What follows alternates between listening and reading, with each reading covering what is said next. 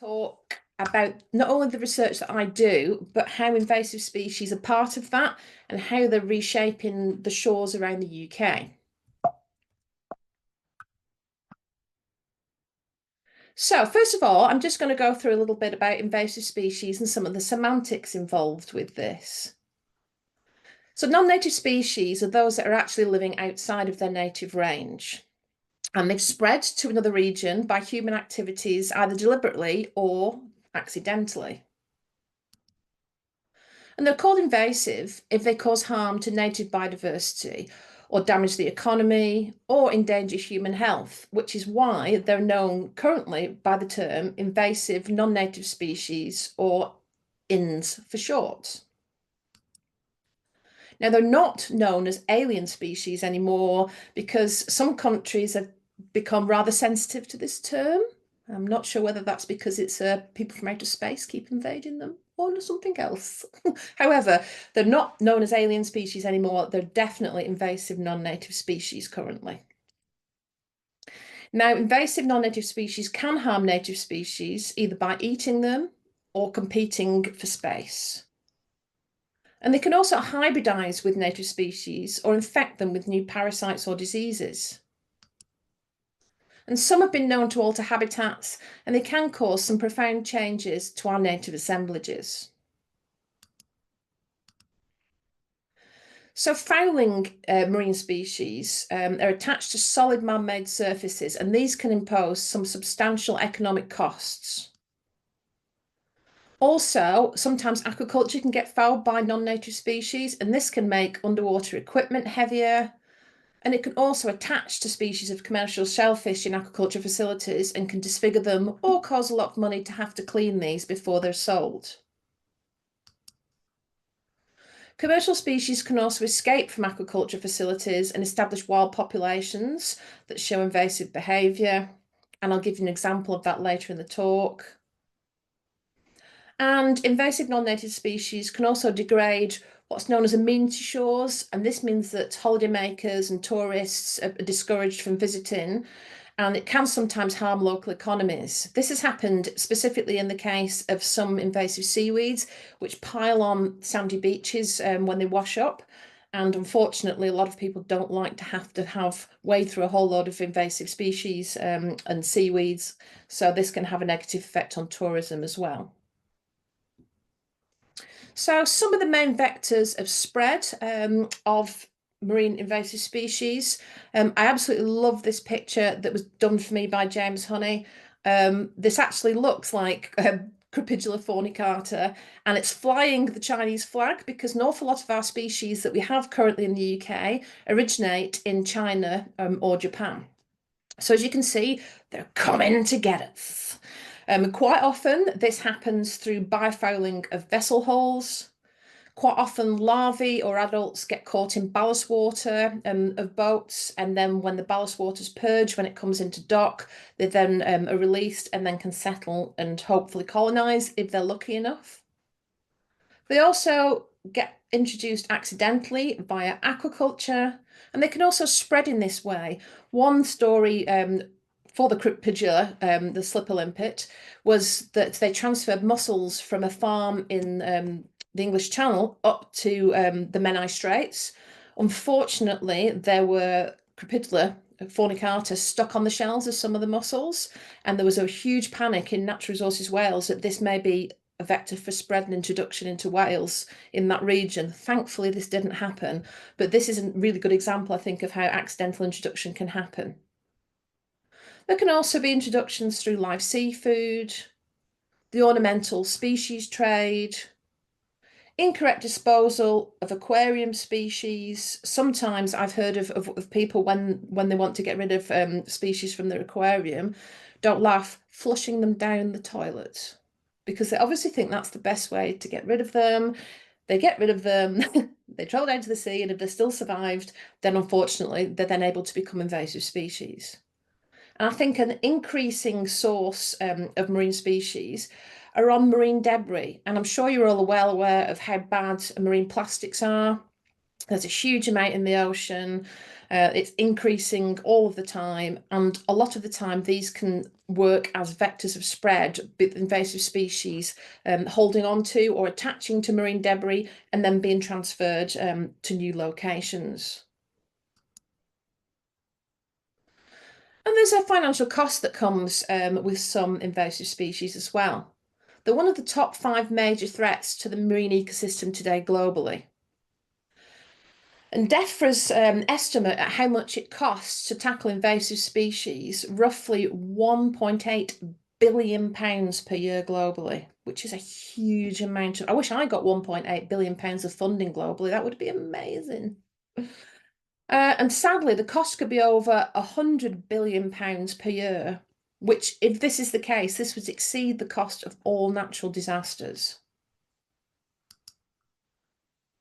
Now, some of you may be familiar with the GB non-native species website.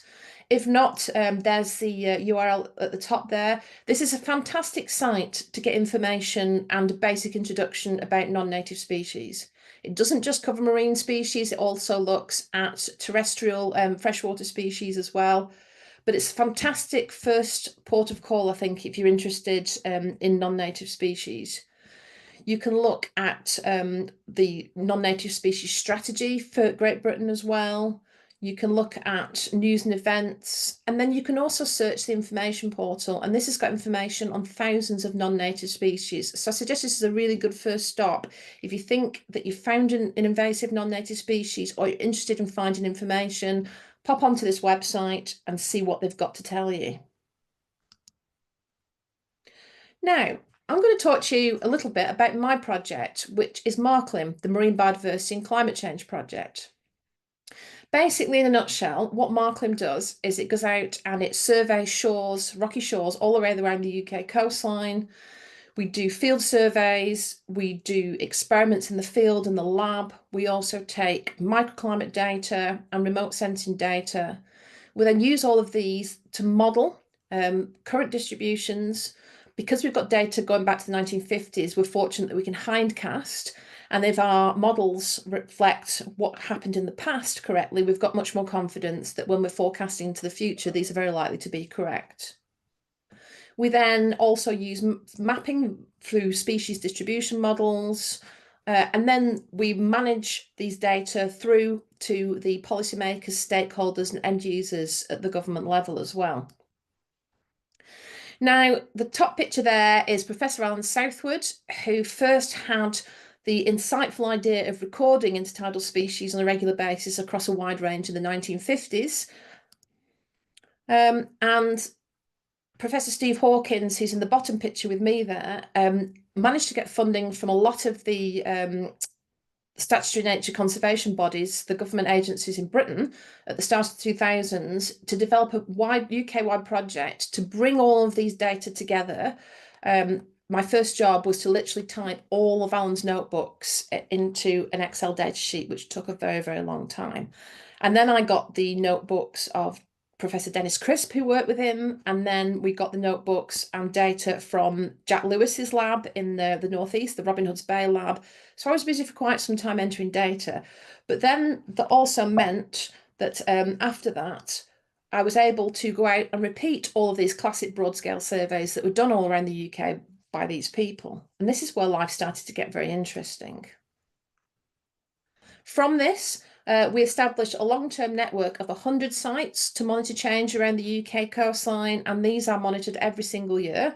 We monitor the same regions and the same sites at the same times each year, because obviously we can't do 100 surveys all at once.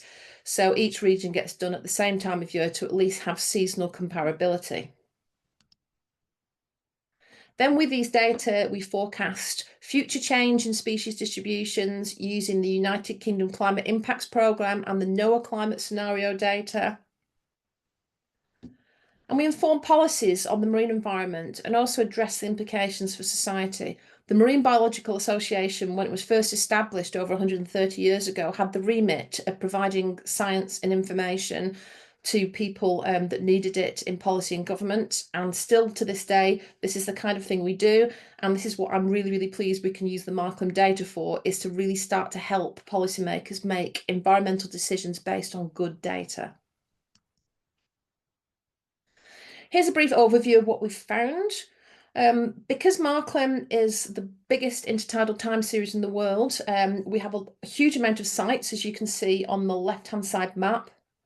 These are several species. These are native species that are showing changes in their ranges. So some of the Lusitanian warm water species are spreading their leading range limits north.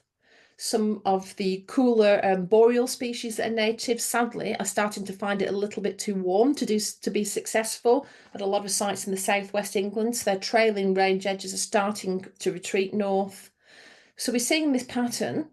The middle two graphs hopefully will convince you that this is a large scale pattern. So the top shows the mean abundance per minute of my favourite top shelf Phorcus lineatus, the black one on the left hand side, at what was the leading range limit edge site in North Wales. And as you can see, in 2003 I found one or two individuals. Each year since then, when I go back, there are more and more and more and more. So this population has steadily increased across 2 decades. The bottom graph also shows then, not just at that site, but all the way back into northern France, the abundance has changed across a wide spatial scale. So we've got from northern France to Wales, and the pale blue bars show what the abundances were like in the 1980s. And you can see from the blue bars, the darker blue bars, there's been this huge increase in all sites across a large latitudinal range, which also suggests that there's a large spatial as well as temporal factor. And then we can map sea surface temperature at lots of different sites onto our species data, as you can see in the right-hand picture there, which really allows us to detect some of the fastest shifts in response to climate change. Now, because these species are stuck to rocks or don't move very far, they either have to adapt or die. So we're showing some of the fastest shifts in almost any natural system. And because we've got data going back to the 1950s, we're also then able to look at different signals for different species as well. The graph on the left for barnacles is at Cellar Beach, which is down in Plymouth near the Marine Biological Association. And the bars show where it was cooler than average sea surface temperature a year in blue. And the red bars show where it was a warmer sea surface temperature than long-term average. And you can see it's got warmer in recent years. The lines show the warm water species of Cephamelus montagui and the cold water species Semibalanus balanoides. And you can see that Semibalanus has done reasonably well in years when it was cooler, but it's rapidly declined over the past few decades. And sometimes now in the southwest, it's really difficult to go out and find Semibalanus on the shore. Whereas the warm water barnacles, the Cephamelus, are doing better and better and better and are out competing them for space.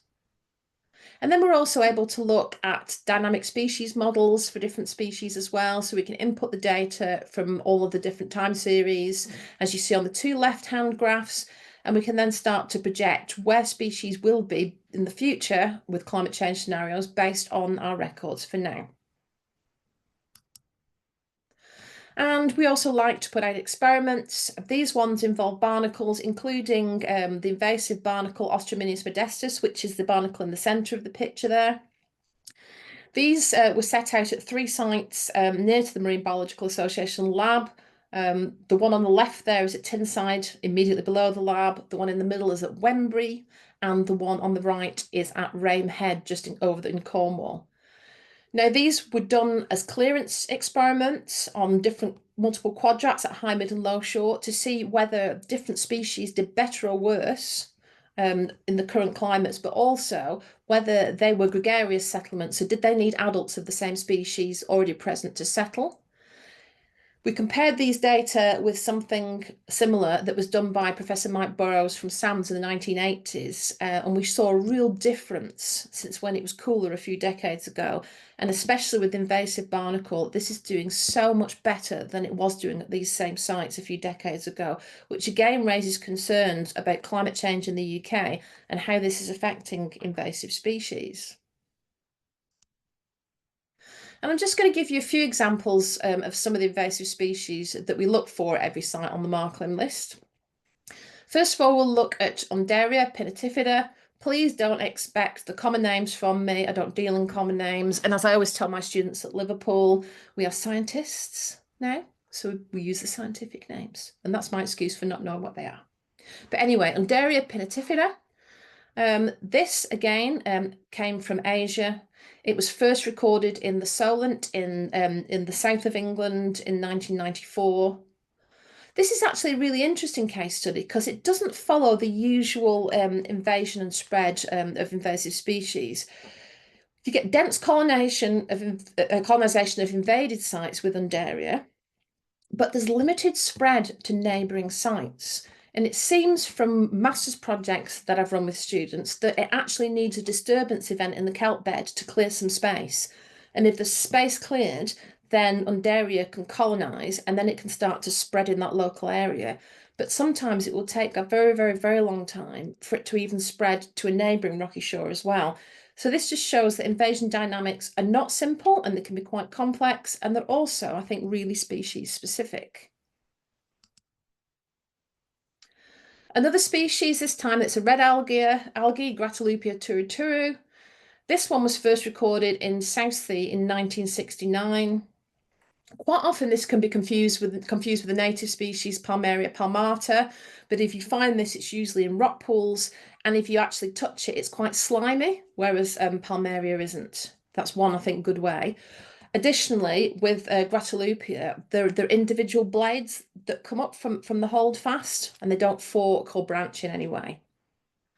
Now, Gratelupia seems to have been quite successful because it's tolerant of a range of salinities, especially in rock pools where it's also tolerant of a range of temperatures that a lot of native species struggle with sometimes. And it's shown it can outcompete native macroalgae as well. Then we've got Chondrocanthes acicularis, and this was first recorded in 1946 in Southampton water. And the invasive range for this species actually mirrors, if you look on the map, the biogeographic transition zone, and this kind of bisects the UK and Ireland with like a diagonal line. And to the north of this, you have the boreal zone, which is cooler waters. To the south of this, you have the Lusitanian province, which is warmer waters. And it's really interesting to me that the invasive range of this directly mirrors that transition zone between the two of them. This species is very similar to natives, and it's quite small and just one of those tufty reds that everybody looks at on the shore and thinks, oh, I'm going to have to get my ID book out or take a sample back and identify it under the microscope. So quite often, it's just not noticed or identified. So this, to me, I think is a bit of a sneaky spreader, Chondrocanthes acicularis, and it's one I think that people should look out for. Then we've got our old friend Ostrominius modestus. This was first recorded again in the south of England in Southampton water in 1946. And it's thought that shipping was the probable vector of introduction for this species. As you can see from the map, it's spread all around the UK, but this is one of the species that we record on MarClim, and we do quantitative counts for all of the different barnacle species intertidally. And this doesn't seem to have outcompeted native barnacles on full salinity shores. I mean, it's been here now for what, about 80 years, but it seems to have settled in, and it hasn't completely displaced any of the native species, and it almost is acting like a native species as well, and it's not dominant on any shores except in estuaries. And this is, I think, the key point here. In estuaries where the salinity is reduced, this enables Ostrominius to outcompete the native species. So this is the one place where you will find rocky shores dominated by Ostrominius is in lower salinity conditions. Then we've got the Pacific oyster, Magellana gigas. This used to be called Crassostrea gigas. And this was introduced to Essex in 1926 as a commercial crop for farming. And at the time, there are government reports that said that this was absolutely fine because the waters were way too cold for it to breed. Well, fast forward, and suddenly it's not too cold anymore for them to breed. And as you can see from the map, they have bred and spread around the UK. You quite often see these on rocky shores. If you go into northern France, they can form massive dense reefs on the rocky intertidal there. But I think one interesting thing about Magellana, and I think this also raises the question of, are invasive species always bad? Now, sometimes, and in some places, not necessarily. So if any of you are local to Plymouth and know the Elm estuary, Crassostrea was farmed in the Elm. And there used to be an oyster farm there, and then it spread and colonised all of the local places. Now it's mostly soft sediment there, but there's been quite large Magellana gigas reefs formed in the Elm estuary, and these are actually working as biogenic habitat. So far more native species can settle on unsuitable habitat because the oysters are lying there and they're actually providing hard substrate. So in this instance, in the Yelm, it's actually increasing habitat for native biodiversity by being there. So I think this is a nice lesson that invasive species don't always have negative effects, and they don't always have negative effects entirely throughout their range as well. Sometimes they can actually have a positive impact. And then Sargassum muticum, probably everybody's familiar with this. This is the invasive brown algae that's got air bladders, and therefore you can see it floating across the top of a huge amount of rock pools around the UK. One thing we're finding now is when we do our MarClim surveys in the southwest of England, is it's actually now starting to inhabit the open rock at low shore. So when the tide goes out, we're actually finding Sargassum muticum on open rock as well as in the rock pools as well. And again, this is suggestive that the climate has warmed enough that it's able to tolerate the conditions there, which obviously got a wider temperature range than it used to before. And this is a study that I did with Frederick Viard when she was at the Roscoff Marine Laboratory. And what she wanted to do is look at a genome-wide investigation of Sargassum muticum and look at the genetic diversity to try and work out why this was such a superbly invasive species all across the world, as you can see from the maps. And I think what was very strange here is that from all the samples that we provided from the MarClim sites, and we provided 40 samples per site from about 100 sites, and all of the rest of the samples they had from the Northeast Atlantic, there was almost no genetic diversity. So the microsatellites that we used failed to detect any genetic variation over 1,269 individuals across 46 locations. So basically, this was a super clone. You know, it was identical to the original that must have successfully settled. And basically, this super clone has managed to colonize all around the Northeast Atlantic, which I think was in real contrast to what we were all expecting, because we were probably thinking, well, they might have a really wide range, of genetic makeup, and therefore then lots of different types can tolerate different conditions. But no, this genetic superclone has spread everywhere.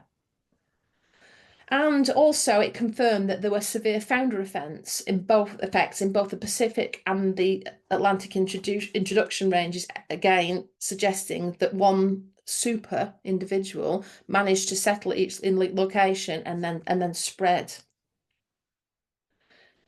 And I think this is also important because if we start to collaborate with people that are outside of our own research labs and universities, but also in different countries, we learn a lot more information and we can slot our data into place across a much wider geographical remit as well.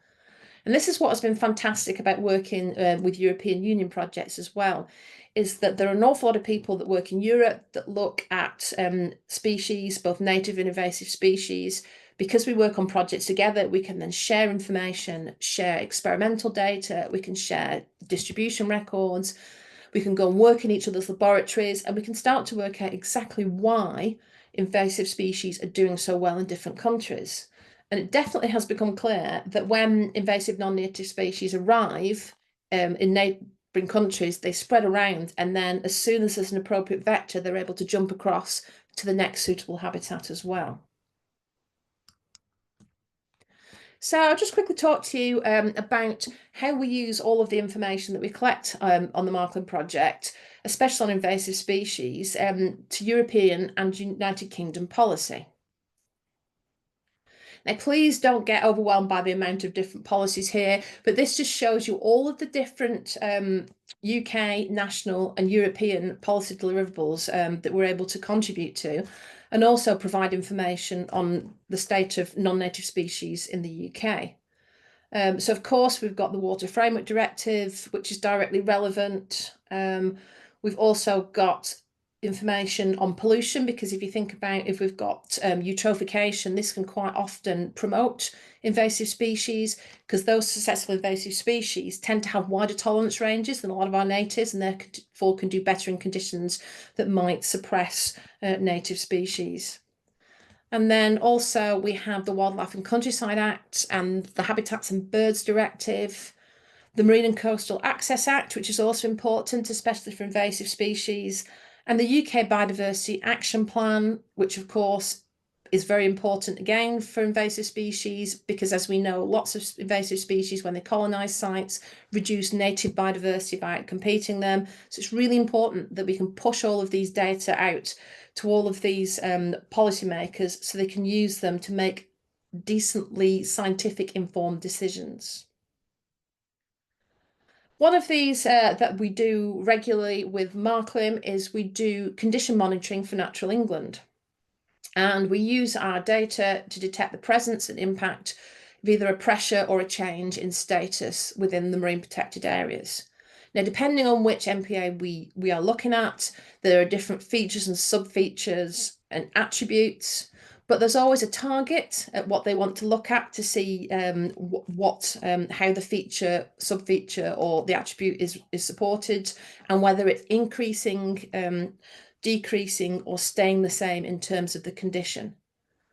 This is where our invasive species data is fantastic. We're able to look at this over multiple years at the same site, as you can see from the middle picture there. This is just a multi-dimensional scaling plot that shows all the sites within this particular marine conservation zone in North Cornwall, and it shows the changes at the sites within each different survey year. And when we see ones that stick out, that are outliers, we can then go into the data and we can look at why they've changed. We can look at which specific species are contributing to those changes. And where we find that those changes are being driven by invasive non-native species, we can directly report back to Natural England and say, okay, in this marine protected area, we're seeing a change in condition. The condition is deteriorating, and then the condition's deteriorating possibly because these specific species are contributing the most to it. So it's a nice effective way of being able to use the data directly with the policymakers and say, when you're doing your surveys and management, you maybe need to look out for these species and focus some management activities on monitoring and possibly reducing the presence of invasive species in your MPA. I also work with the Marine Climate Change Impacts Partnership. They used to have report cards which look nice and glossy, which is why I've got a picture here. They've now moved to rolling evidence base, which is just a bit of a not quite so aesthetically pleasing website, but it's basically the same thing. What we do is we collect data on not just intertidal habitats, but all different types of different coastal habitats. And then we make forecasts for the future, and we also say what's happening at the present time as well. So we have key messages, and if some of those key messages involve the increase or colonization or spread of invasive species, then we put these in as being key messages. We then attribute a confidence level. This isn't done statistically, it's just we review the available data and the publications, and then when say how confident are we that the data and the publications are accurate in what they're showing. And we do this for the current predictions and then for the future predictions as well. So if any of you are interested, go and check out the MSIP website, and there is lots of information on invasive species there as well. And also what still is the Marine Strategy Framework Directive, and now for us is just the marine strategy for the UK. We've developed good environmental status indicators for both. And because we've got so many different species, we're able to look at descriptor 1, whether biological diversity is maintained, which has relevance to invasive species. And descriptor 2, non-Indigenous species. This goes back to the semantics of my first slide.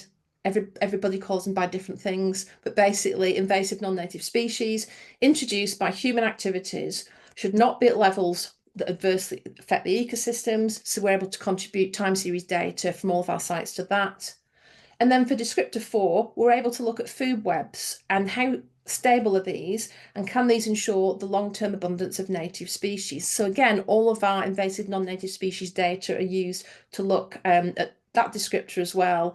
And this helps us to understand how the marine ecosystem is functioning around the UK, and again, put key messages out there to the decision makers to help them to make sensible management decisions in the future. But I love going out on fieldwork and I love looking at species. However, I am also aware that my techniques and methods date back to the 1950s. So I also think it's important that we look at modern day techniques and see how we can incorporate these to advance and improve upon the existing visual surveys that are carried out. And one project that I've been involved in for the last few years is the Darwin Tree of Life project. Now, this is a Wellcome Institute funded project that's led by the Sanger Institute. Now, the Sanger Institute was the first institute to sequence the human genome. Now, this says to me, I think they know what they're doing. And the aim of the project is to sequence all 70,000 eukaryotic species from the land and seas of Britain and Ireland. And this would represent 44% of all families and 60% of all orders across the world. We were the first major regional biogenomics project to get off the ground. We have engaged with centuries of citizen science and professional science. And we are the first project to deliver genomes of the highest quality at scale. They're ethical, open, and accessible to anybody on websites. And now the model is being followed globally, which is quite nice because it obviously means that people think that we've been doing a good job. These are the different partners that are involved in there. You can see that there's a huge amount of different species. Unfortunately, the University of Oxford seems to be covered up by all the participants to this, but they're definitely there. And we are the lead genome acquisition lab for all marine species at the Marine Biological Association. And this has included all of the species on the MarClim list. This has been fantastic to collect all the species, send them off to the Sanger Institute, and get all the genomes sequenced. And also these include an awful lot of invasive species that we regularly survey and collect as well. So in the near future, there'll be an awful lot of genomes available publicly online for anybody that's interested in their pet invasive marine species as well. So at the MBA, we've collected almost 3,000 specimens from over 1,000 species at 366 sites around the UK. We've been collaborating with different biodiversity genomics and analysis partners, and we're now, as the Darwin Tree of Life project, part of the Earth Biogenome Project, which is a massive global incentive, which we're a huge contributing and one of the primary leads to as well. And you can see some of the beautiful species that we collect and some of the beautiful people in the middle that have been collecting all of these for us. Beautiful species, an awful lot of different groups that we've been able to collect as well, which is fantastic. And hopefully, if we get funding in the future, we can continue to expand on this, which means more money for fieldwork for me. Fantastic. What we also do in-house at the MBA before we send the samples off for the genomes to be sequenced is we barcode every species as well. So we have experts, including myself, that go out and say, yes, this is definitively Undaria pinnatifida. Then we barcode this in-house. And this is really important because by sequencing short fragments of DNA, or barcodes as we call them, we're able to search against publicly databases to inform the identification. So quite often we'll submit a species for barcoding sequencing and we'll know exactly which species it is, and it'll pop up on a public database and it'll say, this is Undaria pinnatifida. We're like, that's absolutely fantastic. There are some groups of organisms that have got particular genes that are used as standard. If you're interested, the details are below, but I won't bore you with them otherwise. And we've been barcoding not just macroalgae, but also protists, phytoplankton, fungi, invertebrates, and vertebrates. Now, one interesting thing here is sometimes when we categorically know the identification of a species, The barcode is then put into one of the public databases and it bounces back with an incorrect identification, sometimes from species, not invasive species, but species that actually at the moment do not occur in the UK. So again, by doing this barcoding in-house and categorically knowing what the species is in advance, we're able to then start to correct some of these public databases again. So it almost feels like we're giving something back to the databases for the barcode and sequencing as well, which I think is really nice. This is the progress of the project. I think all you really need to take from this is that there's a huge amount of species, terrestrial and marine, and there's an awful lot of invasive species that are stuck in there as well that are being identified. Should anybody be interested, all of the data and when the genomes are assembled are online and freely available. Every species, when the genome's assembled, gets a genome note written, and they're all available publicly as well for free. So as this is being recorded, should anybody want to go back and look at any of these to find their favourite invasive species or native, if you want to, then please do, because you'll see everything that's being worked on in the Darwin Tree of Life project. So why bother with this? Well, as an ecologist, I think it's really interesting to look at an emerging field of ecological genomics. And as ecologists, if we're able to actually understand the genetic mechanisms that are underpinning different species' responses to environment, this might give us a better idea of why species occur as they do, including invasive species as well.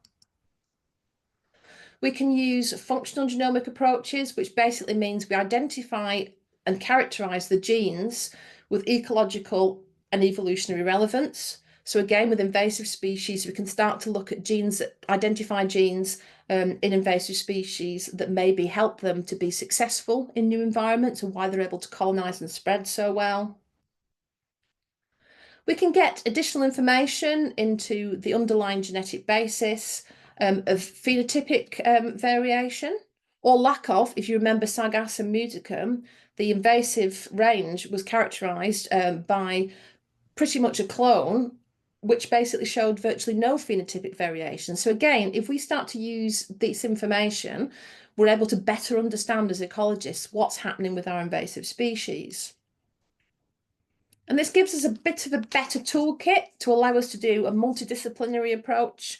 We can look at genomics, molecular genetics. We can then combine this information with physiology, population and community dynamics, biogeography and modelling to really get a much better understanding of what's going on, which hopefully is going to turn us all into a generation of solutionists. So we can link population and community responses to different environmental drivers and anthropogenic stressors at the level of the genes and which genes are expressed, which genes are upregulated and downregulated in response to different environmental drivers and stressors. This will help us understand more why species are doing better and worse. We can understand how genes and genotypes affect community and ecosystem level response. So to try and work out which traits are responsible for different activities. We can maybe hope to identify climate refugia. So if we use climatic data and the genomics information, we can maybe look at marine refuges for species that are actually starting to suffer with climate change. And most importantly, for this evening and for Invasive Non-Native Species Week, we can start to properly investigate interspecific competitive interactions. So we can look at how things like, for example, if toxins that are present in quite a few invasive species, if these have any success and these are helping these invasive non-native species colonize and outcompete native species around the UK coastline. And we can take this information and generate hazard maps for species. And this helps with invasive species as well, because it will enable us to pinpoint areas that require adaptive management. So if we find an area that a species has recently colonised and invaded, we can generate hazard maps. We can push these out to the policymakers and the stakeholders and end users and basically explain why the invasive non-native species are present in this area and why they're likely to expand, and also how possibly they can help with adaptive management to at least limit the spread of them.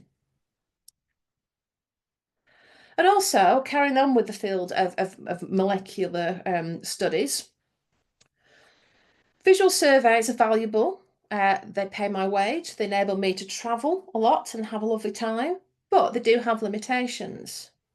And even though MarClim's the biggest intertidal time series in the world, there are logistical implications. There's only myself who's paid to work on the project and 3 other scientists who come and help me in their own time for free, including Professor Steve Hawkins, who's been retired for 10 years now, but still comes out all the time, which is fantastic. But because of the logistical implications, we can undersample rare or invasive species. It's also limited by expert taxonomic identification skills. There are not that many people that are able to go out and identify a huge range of species, especially invasive non-native species. So I thought, well, maybe visual methods could be complemented in some way. That's why we started to look at environmental DNA. And this is basically trace amounts of DNA that are in the environment. And these occur via cell loss when organisms are swimming around, excreting, mating, or die. And they're detectable in soil, air, and water. So I decided to find a PhD student who wanted to develop this for coastal intertidal systems to see just how much eDNA could complement the visual surveys. There's been a steady growth of eDNA methods in aquatic systems over the last decade or so. And these have used both single species and multi-species metabarcoding approaches.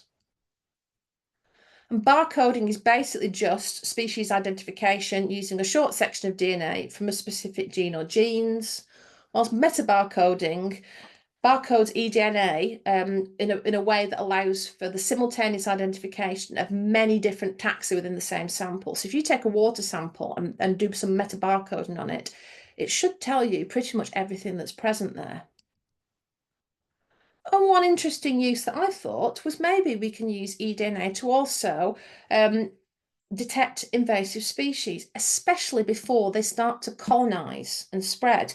So if the eDNA for invasive species is in the water, but the species has yet to actually be able to settle, colonize, and spread on UK shores, then if we can detect this early enough, then hopefully maybe we might be able to develop better management strategies before the species colonizes, because in the UK, there hasn't been a successful eradication of any marine invasive species to date yet. So this may be one way of optimizing detection at an early enough stage to be able to do something about it. Here is Dina, who has done all of this fantastic work doing the eDNA with us, and she's done it in collaboration with Natural Resources Wales. As you can see there's Mark Burton from the Skoma Marine Conservation Zone. They're very, very interested in invasive species and how eDNA can detect invasive species before they start to colonise all of the areas within the Marine Conservation Zone. They're in charge of managing these and limiting the amount of invasions occurring. So Dina was working with them as well to try and look at which invasive species were popping up in eDNA before they were popping up in our visual surveys. And these are some of the sites that she's sampled to date, and she's got samples that she's processing from the southwest of England as well. So we can get a regional approach to look at exactly what species are producing eDNA and therefore have been present in the recent history in the water column, and identify exactly which invasive species are coming up with eDNA, but we're not finding in the visual surveys yet. And therefore then this can give us a bit of more of a proactive approach to try and identify regions and inform the decision makers, hopefully in enough time to limit the impacts. And some of her preliminary results were promising. She was able to identify 72% of species that were unique to a particular sample. She did find that some groups were more easily detectable than others, and gastropods and red algae were more tricky to identify to species level. But as you can see, even from this nice little species picture, she's been picking up invasive species and being able to identify them to species level, which is absolutely fantastic in terms of the use of eDNA as an identification and hopefully an early warning tool. There are limitations. It's very difficult currently to estimate the abundance using metabarcoding, and the concentration, the quality, and the persistence of eDNA in seawater can vary massively. Equipment and downstream processing is expensive and long. A huge thumbs down for me at the moment is the amount of plastic waste generated, because you need different syringes and filters and tips and everything else. And we bag all of ours. Thankfully, the Marine Biological Association is able to recycle plastic waste. That's not perfect, I know, but at least it's better than just throwing it away. But still, I think that's a major limitation for me. And at the moment, the reference databases for species are limited for some of the understudied species, and especially the invasive species. So there is still work to do on eDNA use in coastal marine environments. So until we perfect a wonderful method of doing visual and eDNA-based surveys, how can you all help? Well, there are several different ways if you want to go out and have a look for things. The Marine Biological Association has an identification guide for 38 species in the marine coastal environment. Here's just an example on the right-hand side of Undaria pinnativita there. You can go and get this, download it for free from the URL there. And this basically gives you a photograph, it gives you some scale ideas, it gives you a description, tells you what habitat it grows in, seasonal changes, and also it gives you not only key features, but species you might misidentify it as. So the bottom right here shows a species that isn't Undaria that you might misidentify it with, which is great because that way then you've got increased confidence that you're actually identifying the correct thing.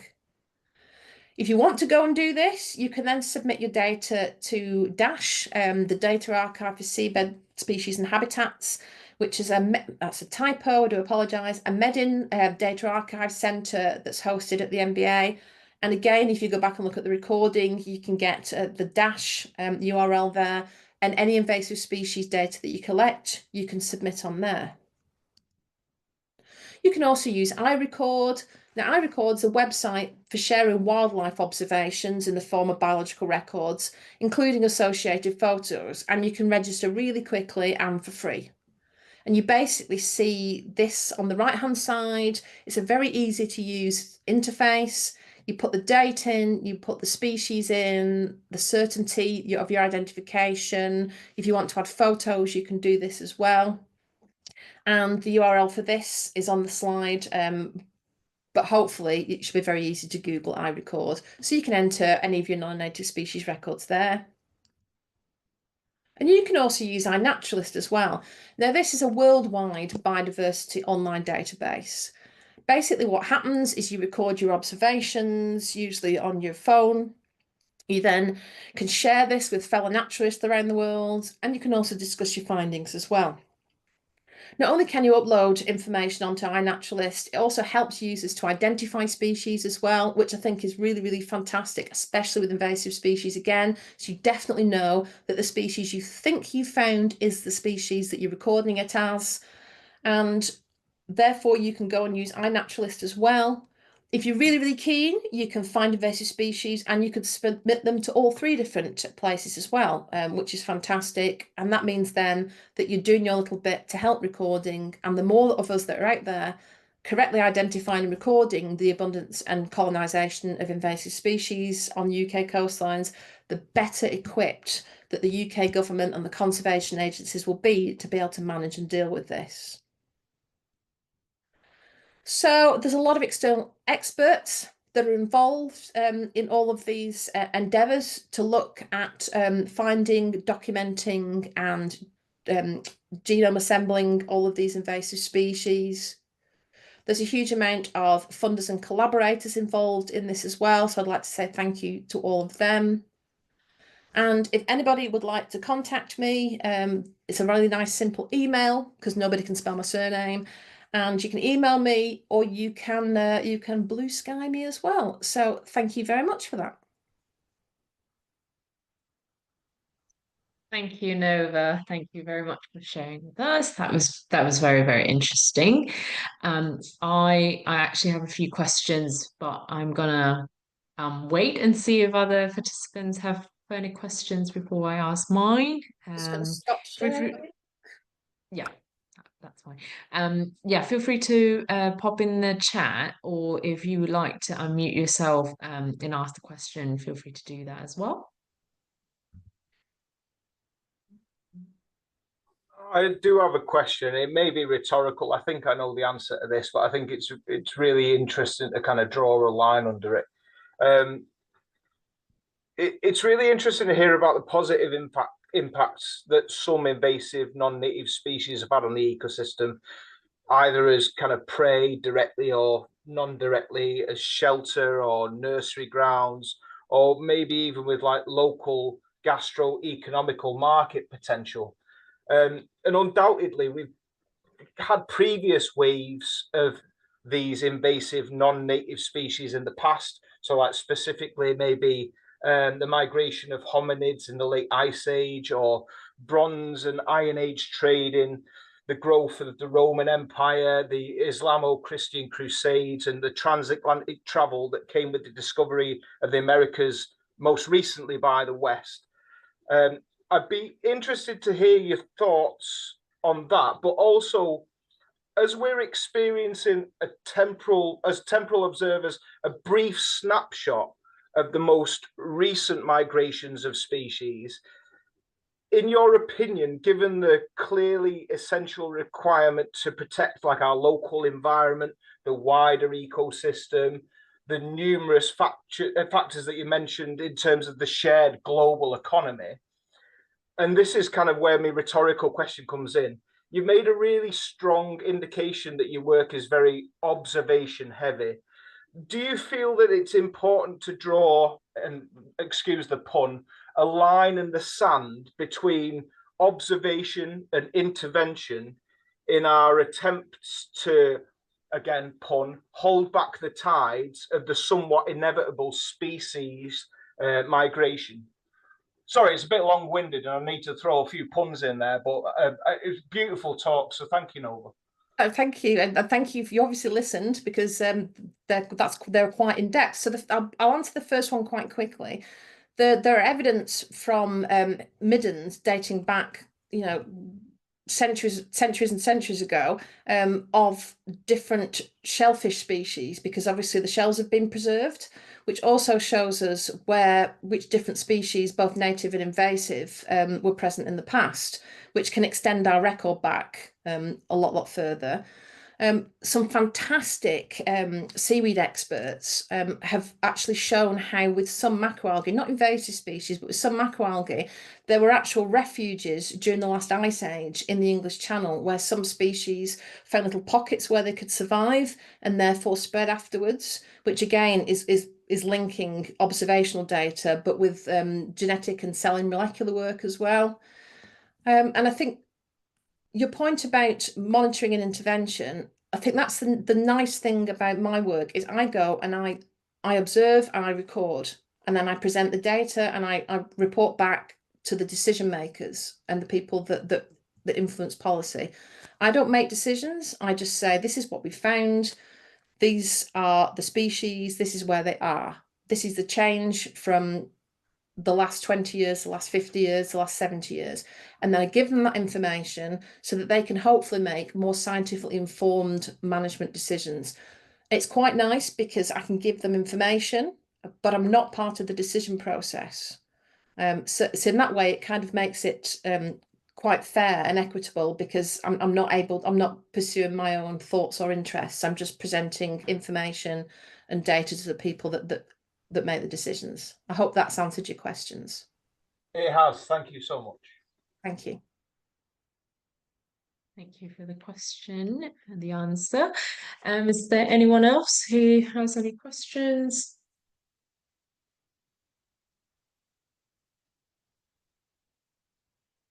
Well, I will quickly ask one of my questions, because I have a few, but I don't think we have enough time, so I'll probably chat with you afterwards, Nova. But I just want to quickly touch on the citizen science bit of things. So at the end, you mentioned about, oh, we can use iRecord, iNaturalist, or similar data to Dash. I just wonder how much in your research actually make use of citizen science data, or if not really from iNaturalist or iRecord, what sort of citizen science would be helpful to your research? Well, we actually ran a UK project for quite a few years called Capturing Our Coast, which was the biggest UK citizen science project. There were various levels of engagement. One of the most popular was actually the invasive non-native species search, because you just picked a species and you went and had a look in your local environment for 10 minutes. Did you see it? Yes, no. And you could look on sandy beaches, rocky shores, artificial structures in the coastal zone, and that had a huge uptake. The information was freely available online. All of the different regional hubs did training events. So if you were able to come, you were able to be trained on the shore in what you were doing. The most successful, I wonder why, were the wine and science evenings that we used to run, where we used to bring research scientists in to talk to all the citizen scientists about their relevant interests and specialities and stuff. But I think this really showed that you can generate huge amount of public interest in this. I think that the three schemes that you were just mentioning earlier, they're permanent and they're online and you can upload data to them, but they're not projects that are actively out engaging involvement.